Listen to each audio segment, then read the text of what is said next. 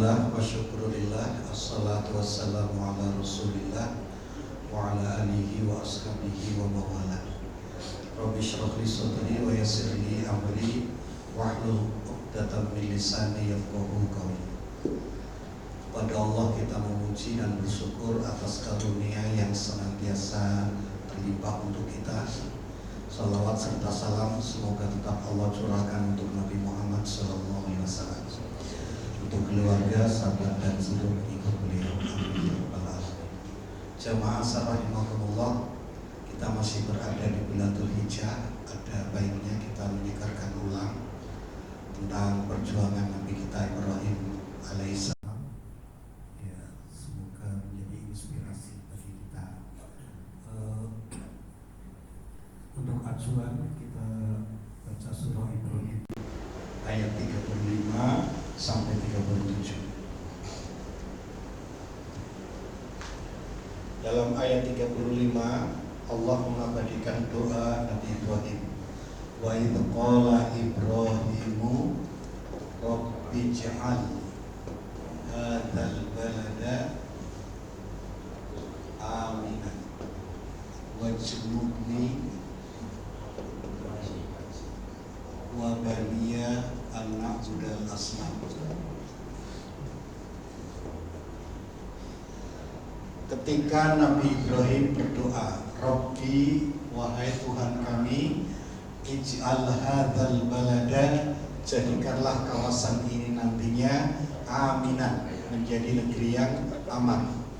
Wajnubni, hindarkanlah saya, jauhkanlah saya, wa baniya, dan keturunan saya, anak budal asnam, dari penyembahan berhala.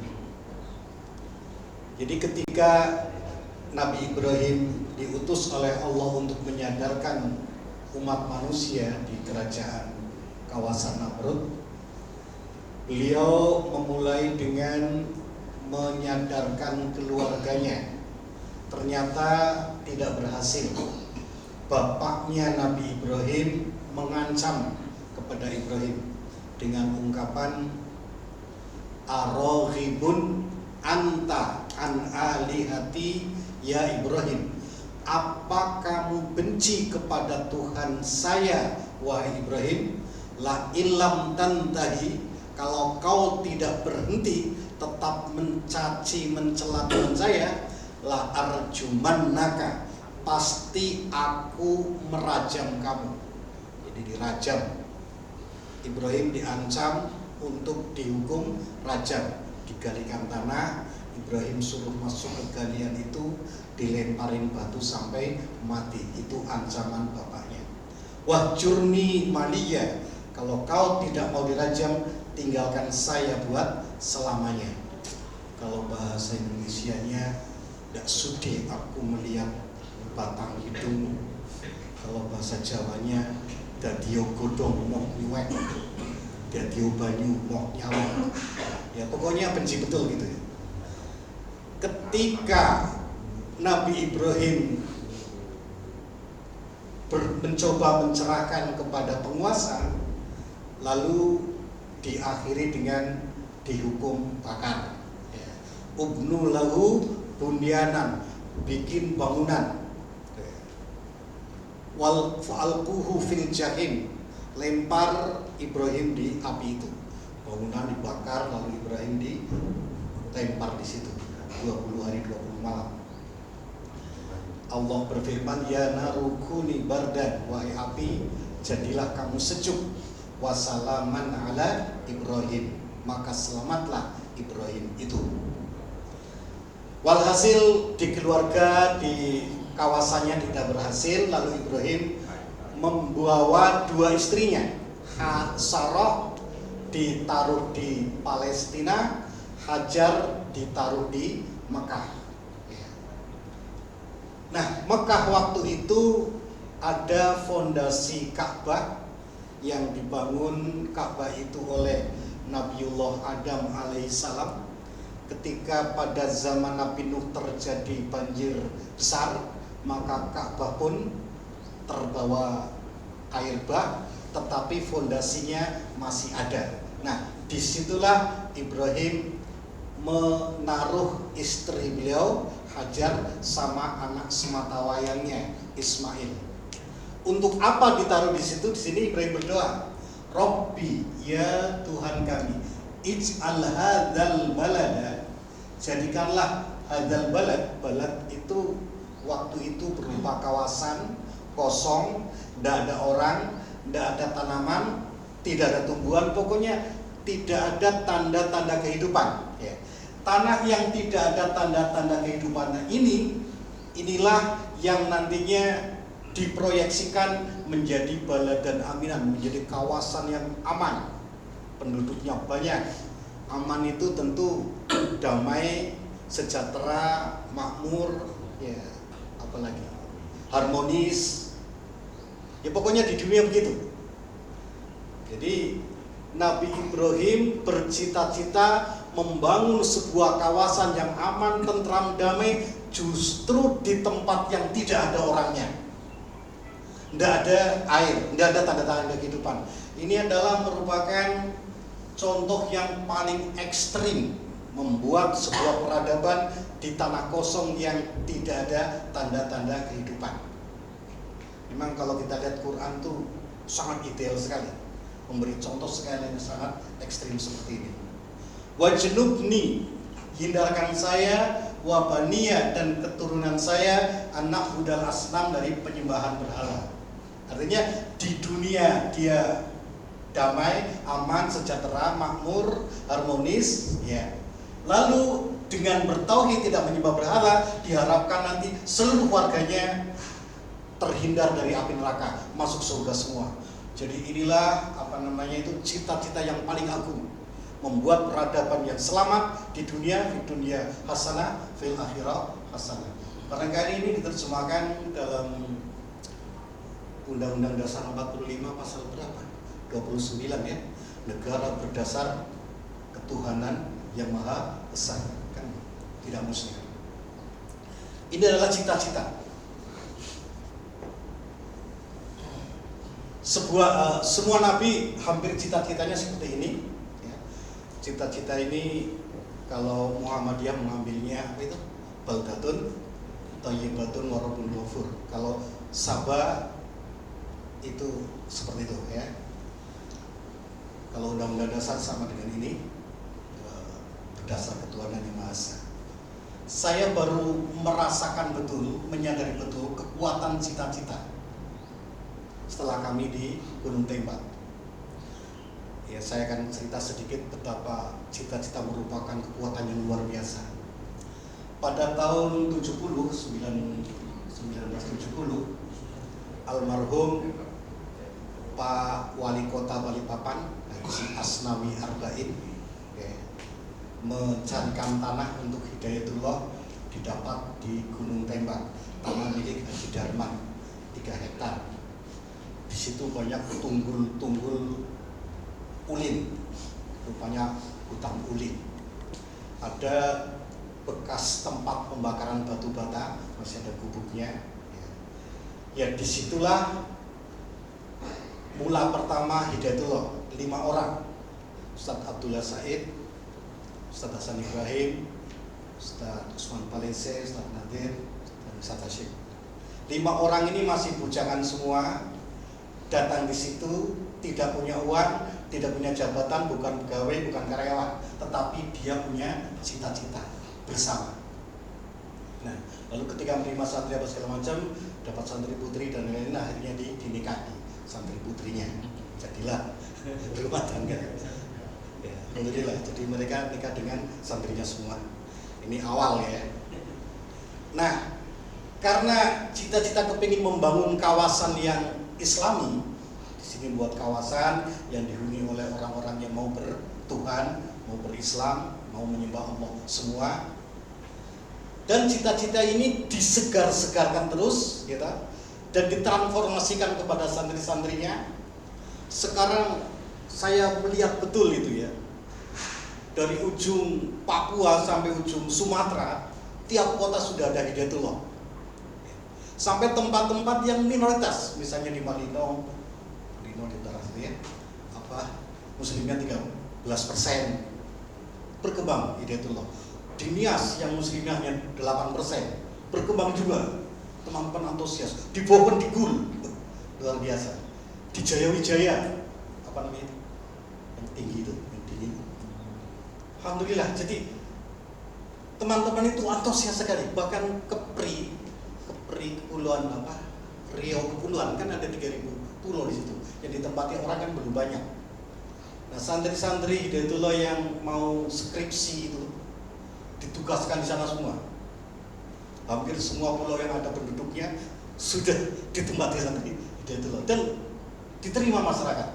Masya Allah. Jadi bahkan ketika cita-cita itu sudah mengendap di alam bawah sadarnya, dia tidak tahu apa itu cita-cita, tapi ketika mendengar cerita teman-teman yang berjuang berhasil, itu tumbuh tumbuh keinginan untuk ikut berhasil juga mendirikan pesantren. Contoh misalnya di Samarinda itu ada santri tidak tahan, akhirnya lari ke Kalimantan Tengah, 2 orang, si Imron sama Anwar Timumun kalau tidak salah namanya. Di Kalimantan Tengah karena tidak ada kenalan, akhirnya kelaparan. Bagaimana untuk makan? Dia minta dikirim majalah dari Surabaya. Dia jualan majalah. Dari majalah itu bisa berkomunikasi dengan pejabat dan lain sebagainya. Akhirnya bikin pesantren juga dan jadi besar sampai sekarang. Masya Allah ya. Jadi cita-cita itu luar biasa ternyata. Asal itu dia ditransformasikan terus, ya, disegar-segarkan, luar biasa. Contoh lagi misalnya di Kudus.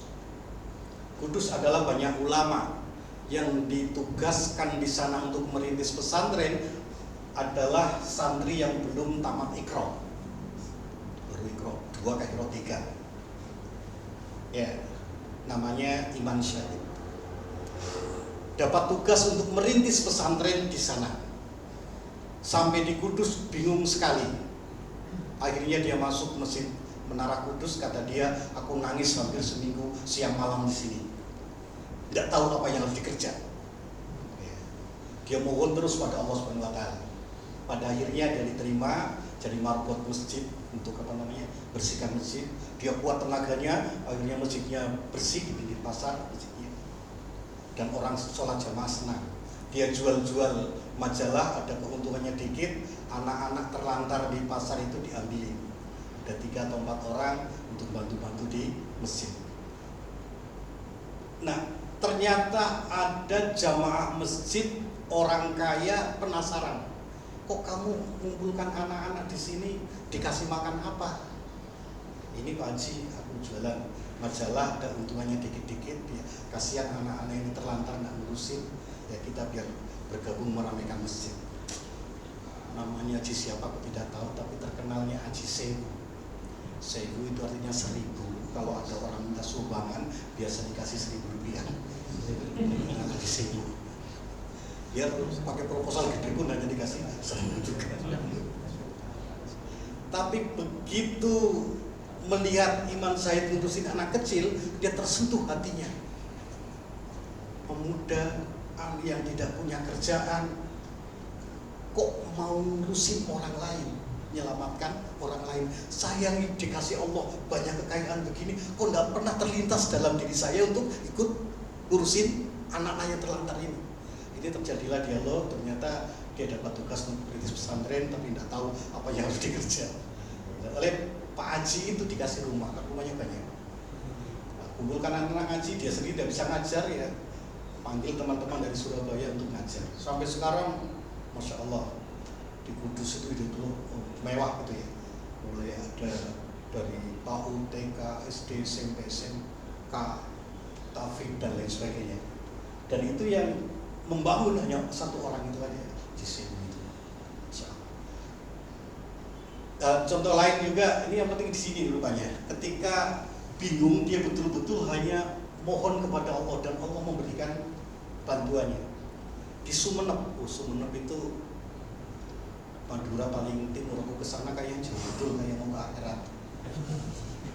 Jauh gitu di pojok. Nah, ada cerita unik juga di Sumeneb itu. kan pengasuhnya juga masih anak-anak, santrinya paling beberapa orang anak-anak juga. Ada satu kasus orang kaya sudah berobat ke luar negeri, stroke rupanya, di mana-mana nggak sembuh, akhirnya pulang. Bertahun-tahun dia hanya baring saja. Anaknya merasa prihatin melihat bapaknya seperti itu, akhirnya datang ke pesantren, tolong doakan bapak saya. Nah, dia pengasuh bawa santri-santrinya ngaji di situ tiap malam barangkali, kok ternyata sembuh. Ya gara-gara dia sembuh, kita dibikinkan masjid yang besar, tanah di depan masjid dibebaskan semua, bikinkan guest house yang mewah, bikinkan sekolah lantai 3 kalau tidak salah. Luar biasa. Jadi rupanya intinya adalah ada cita-cita dan menggantungkan cita-cita itu kepada Allah Subhanahu wa Ta'ala. Itu akan Allah berikan sesuatu yang di luar nalar kita, di luar jangkauan akal kita. Betul-betul wala sawfa yu'tika rabbuka fatardo. Allah akan memberi, kau pasti puas. Bentuknya kita tidak tahu. Itu cita-cita. Dan seluruh nabi itu mencita-citakan itu. Lalu Nabi Ibrahim alaihissalam oleh Allah Subhanahu wa Ta'ala diabadikan bagaimana menggapai cita-cita membangun sebuah negara besar yang warganya nikmat, hidup sejahtera di dunia, dan diharapkan nanti selama di akhirat. Itu urutan kerjanya kalau kita lihat dalam ayat ke-37 surah Ibrahim ya, ayat 37. Di situ Ibrahim berdoa, Rabbana inni askantu min dzurriyyati biwadin ghairi dzi zar'in 'inda baitikal muharram Rabbana liyuqimus shalah faj'al af'idatan minan nas tahwi ilaihim warzuqhum minas samarat la'allahum yashkurun. Rabbana, ya Tuhan kami, ini sesungguhnya saya tentu adalah Nabi Ibrahim.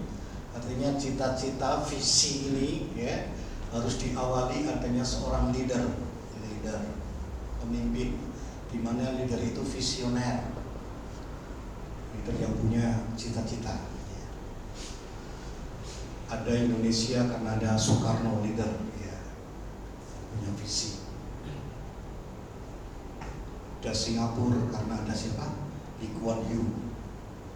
Askantu, aku menempatkan min dzurriyyati, dari keturunanku, biwadin, di sebuah lokasi. Saya adalah imam, keturunan katakanlah makmum. Jadi ada jamaah, ada kepemimpinan. Bahkan kepemimpinan itu sangat solid. Bahasa kita ada ketajaman garis komando. Askantu, biar ada penugasan. Hajar ditempatkan siap walaupun sendirian di tengah padang Sahara, ditinggal pergi oleh Ibrahim. Keturunannya Ismail siap juga meskipun harus disembelih. Ya abatif al-matumar satajiduni insyaallahu minas sabirin. Wahai Bapak, lakukan apa yang Allah perintahkan kepadamu, saya tabah menjalaninya.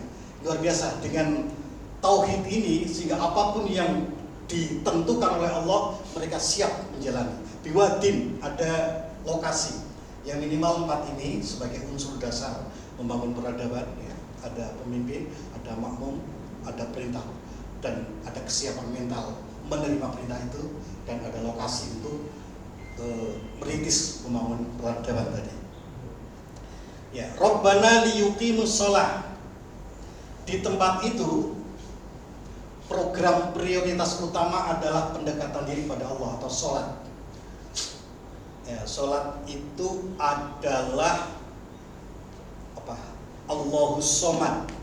Ketergantungannya itu hanya kepada Allah, tidak ketergantungan pada yang lain. La ilaha illallah.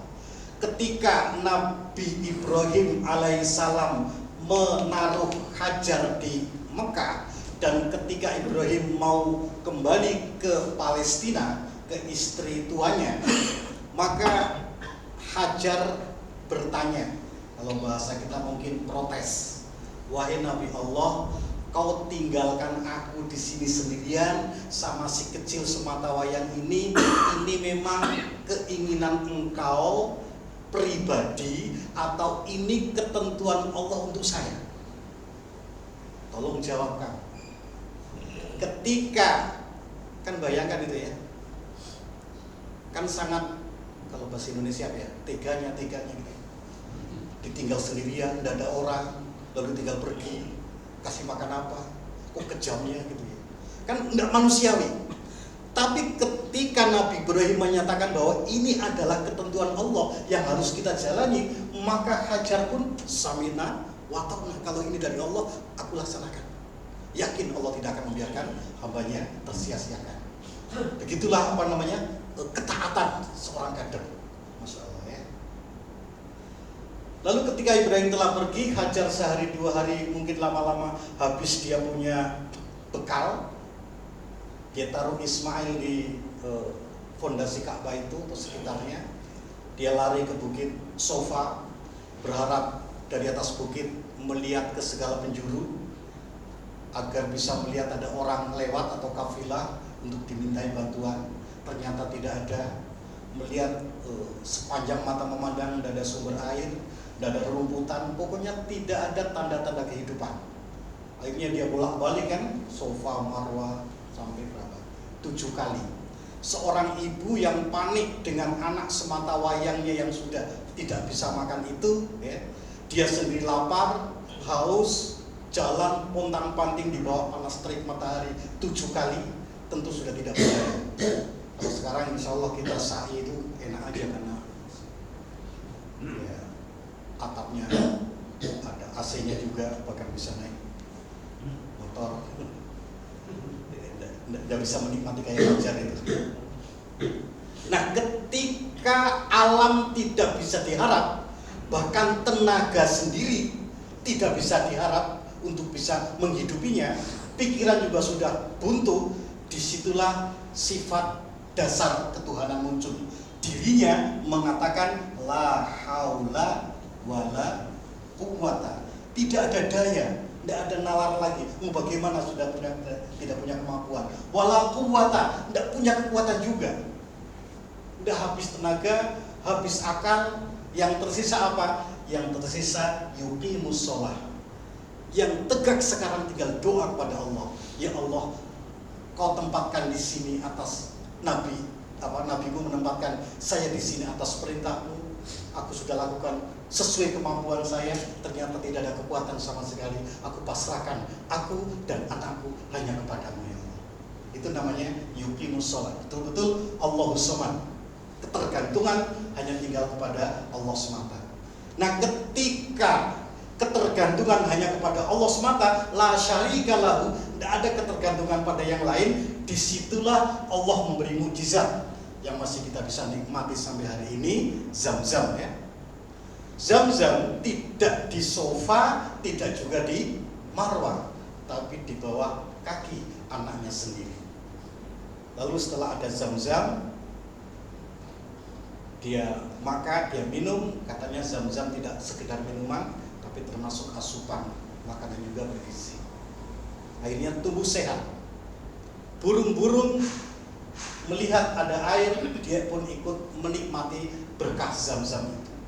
Bahkan Bani Jurhum, suku yang dekat dengan Zam-Zam itu, penasaran, kaget, kok tumben akhir-akhir ini banyak burung terbang ke arah sana. Semakin hari semakin banyak, tentu di sana ada tanda kehidupan. Diikuti burung itu. Ternyata didapatilah Hajar dan Ismail. Di situ Bani Jurhum bisa meminta air dan mungkin dia memberikan imbalan. Terjadi mulai ada kegiatan ekonomi, barter ya. Lama-lama Bani Jurhum ikut membuat rumah-rumah di situ, mulai ada kawasan pemukiman. Yuqimus shalah. Berikutnya, faj'al af'idatan minan nas, jadikan hati manusia tahwi ilaihi. Jadi antara kedekatan manusia kepada Allah dan ketertarikan hati kepada mereka itu sifatnya keniscayaan, aksiomatik. Istilah Pak Agus Mustafa itu daya tarik atau magnet power. Kalau besi mau dijadikan magnet, cukup digosokkan ke magnet satu arah istiqomah terus menerus, maka besi ini bisa menarik besi yang lain. Kalau jiwa ini, hati ini terus mendekat kepada Allah terus menerus, ya, maka jiwa orang-orang yang sholat itu akan bisa menarik jiwa-jiwa orang lain. Seperti itu rumusnya. Bahkan sholat sendirian ibarat satu batu baterai dikasih lampu kecil nyala. Kalau sholat berjamaah, kalau 1000 orang kayak 1000 batu baterai dikoneksikan dengan kabel, lalu dikasih lampu yang gede, nyalanya lebih terang. Nah, Ka'bah sejak Nabi Adam memang fokus dibangun untuk orang dekat pada Allah. Sampai sekarang semakin banyak orang sholat di sana sepanjang waktu, tidak ada berhentinya. Kita kadang mau bangun jam 12 malam, mudah-mudahan longgar bisa nyium Hajar Aswad, sekalinya jam 12 malam juga padat. Pokoknya selalu begitu, padat terus. Sehingga daya tariknya sangat kuat sekali. Sampai-sampai kalau kita daftar haji tahun ini mungkin 30 tahun yang akan datang baru bisa naik. Saking kuatnya daya tarik itu. Nah, kekuatan manusia kan ada di sini, ada di hati. Adapun badan ini ikut saja. Ya, kalau anak muda jelas ya.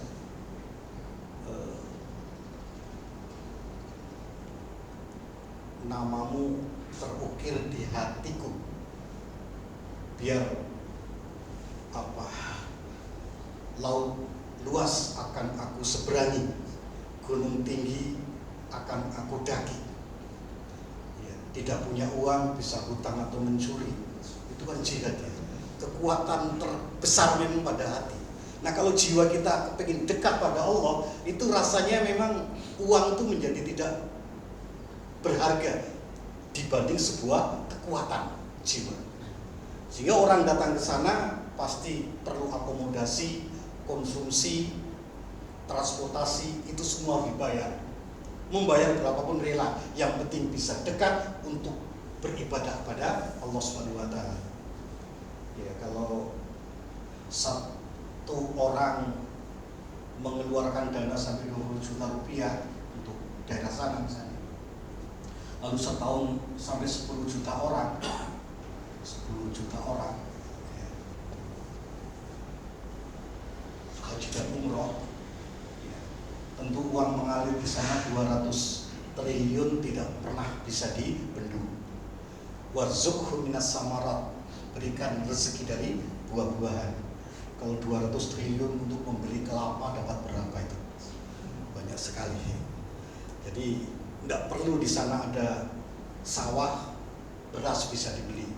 Tidak perlu di sana ada kebun rambutan, ada juga mangga. Pokoknya seluruh buah di penjuru bumi untuk kepentingan kesejahteraan, kemakmuran masyarakat bisa diadakan semua.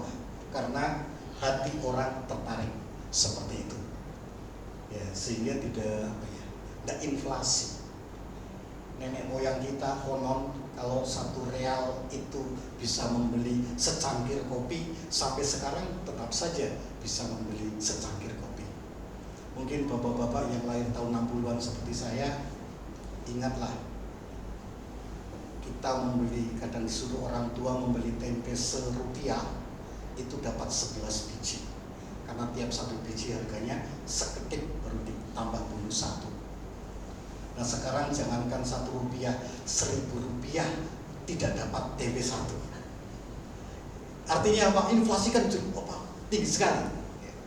Tinggi sekali.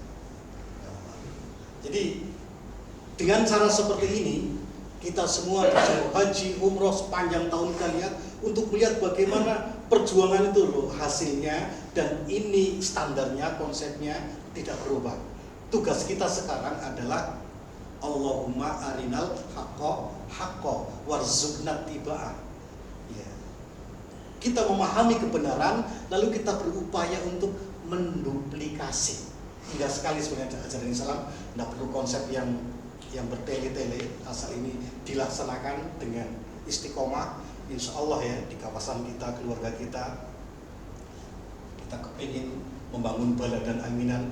Baladan tidak harus satu negara, karena dalam ayat lain juga walau anak halal kuro koryatan, kuro baladan itu kawasan saja berapapun luasnya, asal itu ada orang, 3 orang, Hajar, Ismail, Ibrahim, kita juga ada 3 orang di keluarga, bahkan mungkin lebih. Asal ini dilaksanakan terus, insya Allah kita akan mendapatkan as-samarat. Ya, as-samarat atau kesejahteraan dunia hanyalah efek dari cita-cita tauhid yang dirawat dengan baik. Baik, barangkali yang bisa kami doakan. Adanallahu wa iyyakum ajmain. Assalamualaikum warahmatullahi wabarakatuh. Waalaikumsalam.